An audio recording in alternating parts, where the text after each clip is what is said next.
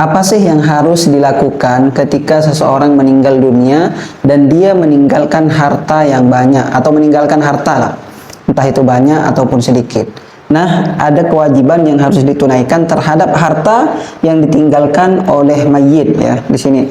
Yang pertama adalah biaya fardu kifayah. Maksudnya ketika seorang meninggal dunia itu kan dia harus dimandikan, kemudian harus dikafani, disolati dan juga dikuburkan. Itu kan ada biayanya, ya, entah beli kuburannya, kemudian juga kain kafannya dan semuanya. Dan itu dikeluarkan dari harta mayit atau harta yang meninggal. Bagaimana Ustaz kalau ada orang yang mau menanggung, misalkan anaknya, tidak apa-apa, berarti tidak jadi dikeluarkan dari harta mayit atau harta yang meninggal. Tapi yang jelas, yang pertama harus dilakukan ketika seorang meninggal dunia adalah dikeluarkan hartanya untuk biaya fardu kifayah. Yang kedua, dikeluarkan untuk hutang-hutang. Jadi ketika seorang meninggal dunia harus dihitung, dicari dulu apakah mayit ini atau orang yang meninggal ini punya harta, punya hutang atau tidak. Kalau dia punya hutang, maka harus dikeluarkan dulu hutangnya, ya, ditunaikan, dibayar dulu hutangnya.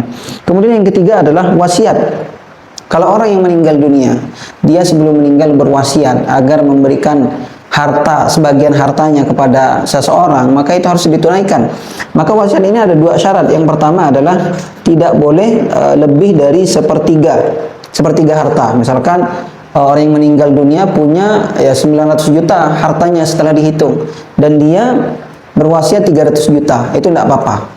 Tapi kalau lebih, misalkan sampai 400 juta, maka itu tidak boleh. Yang kedua, tidak boleh terhadap ahli waris. Tidak boleh terhadap ahli waris. Ya, jadi wasiat tidak boleh ditunaikan kepada ahli waris, ya. Kenapa? Karena ahli waris itu udah pasti dapat dapat harta warisan. Makanya ada dua wasiat, tidak boleh lebih dari sepertiga dan tidak boleh kepada ahli waris.